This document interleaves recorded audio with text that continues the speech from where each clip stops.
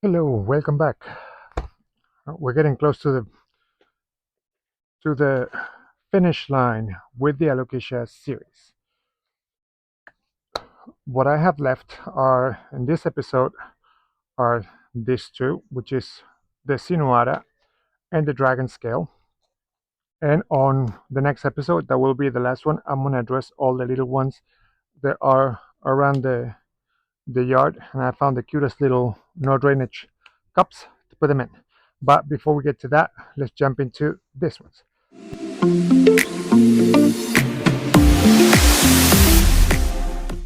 Now, this one I mentioned earlier that it has a really nice mix, but I don't know what's in the core, so we're going to find out. This one has that fibers thing that I don't like, so let's get to it. So let's start with the easier one. Start with the dragon scale. This one is a very barky and pearl-like mix. That what do we know about that? That's too much organic for these plants, according to what I have learned most recently.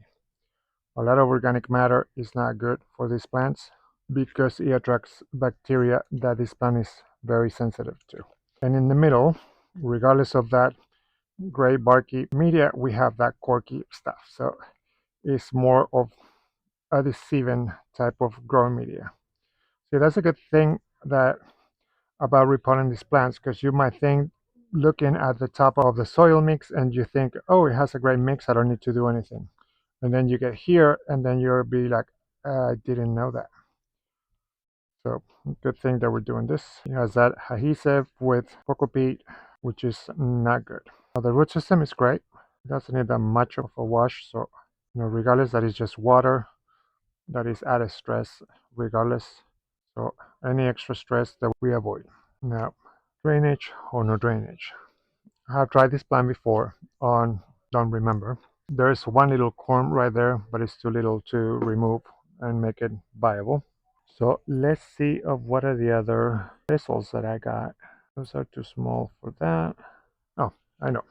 I also found this at the dollar store. I don't remember how much they were. I just scrambled the receipt in my pocket. They were $2. So I believe these are great because they're dark enough that won't let the light go through to produce algae in the mix. And they're light enough so we can see the water reservoir, and if we shine a line through it, we also be able to see the root system. So this is going to be recycled because that's a good mix, but it's not the right mix for this. It also gives me the opportunity to go a little thicker on the bottom. The water reservoir will stay a little further away from the root system. Magic powder, then mycorrhizae, and we fill. I've been dreading these plants for like months just for being afraid of killing them. So send me good vibes for them to be a success. And then we can all learn from this soil recipe. And hopefully, if you have similar conditions to mine, it will work for you as well. It's amazing when it's like that simple that the mix that they come in, even if it's the wrong mix, most likely will be the wrong mix, will crumble easy and there's no problems in the roots, how fast a repot can be. So there we have. I'm gonna put it over here because like I need to finish this other one and I need access to that. All right, so at the beginning I was going to put the old Sinuata with the last episode because it's in the smaller ones, but I decided to put it in this episode so we get all the Sinuatas together. All right, so now that we're here, let's prop this up and finish with this plant because there is hope. If you notice the bigger corm, which was this one, I haven't removed the leaves yet. It actually split as I was cleaning it from that other little corm that was growing right next to it. That was this. So this part was actually attached right here, and that's the way that we saw it. So I don't know if this corm, there's no open tissue or anything. So it looks like there were two corms that just smushed together. We have here, let me remove the leaves that are basically goners. None of them are looking great in particular, but I'm not gonna remove them if they have any photosynthesis capabilities still in them.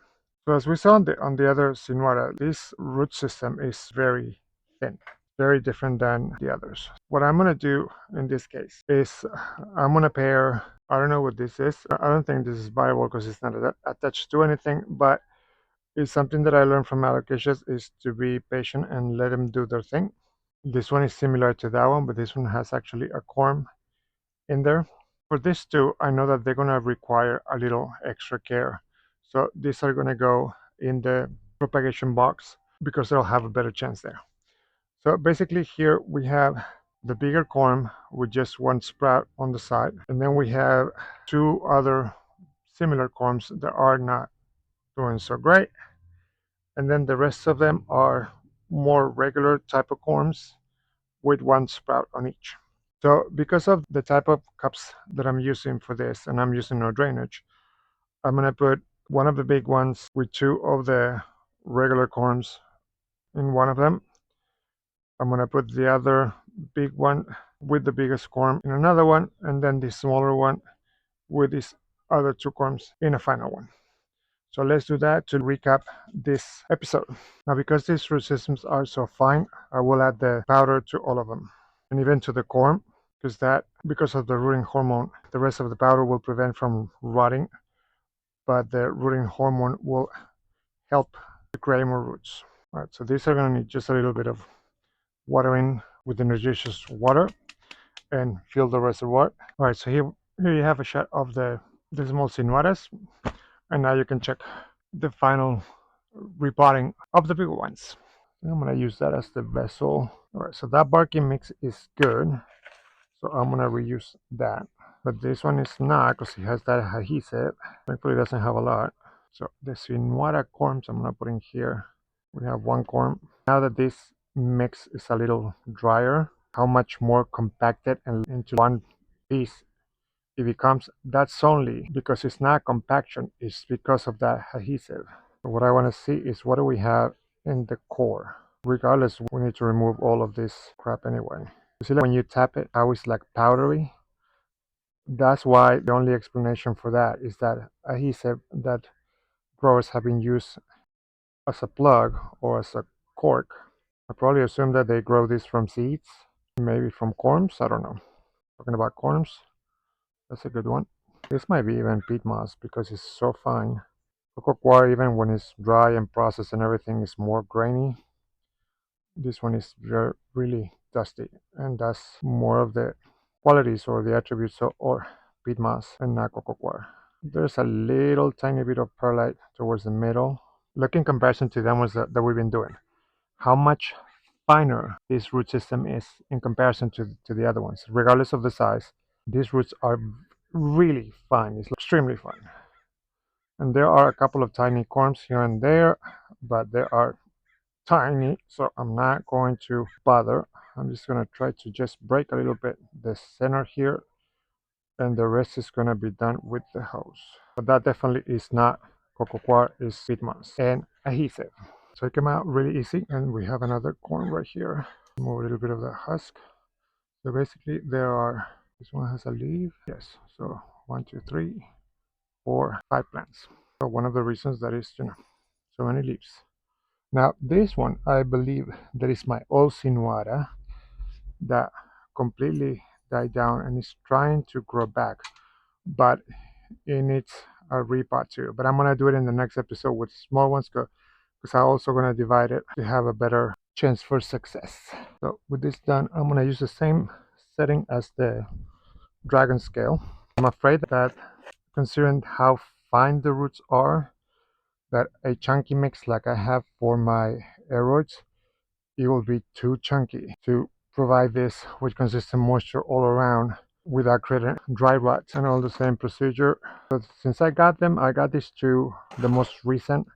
It's been possibly 2 weeks, but because they came directly from the grower, that's why I haven't waited any longer to do this repot. Because basically the only shock that they have got is the shipment and the acclimatizing to my environment. So with that in place, let's finish with the diatomaceous earth. I got the systemic again. Need to get a smaller dosifier for this. So what do you think? Here we are, the dragon scale in Sinuata. This is the last of. I'm making sure that I don't have anything else on the sidelines.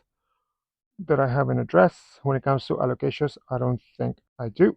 But if I find anything, I will cramp it into the next episode. That will be the last of the series, at least for this year, except that I find something crazy. The next episode is going to be about, most likely, this couple of mellows that I have here that I'm going to put in the new media. And I have a bunch of regal shields as well. And there might be, and I have a black velvet inside. And there's probably another couple in the propagation box. We'll see in the next episode. So come and find out with me what's coming up in the next episode. Let me know anything in the comments. Drop it down below. Don't forget to drop a like, comment, and share. More than anything, please subscribe. Thank you so much for sticking around. I'll talk to you in the next one. Bye.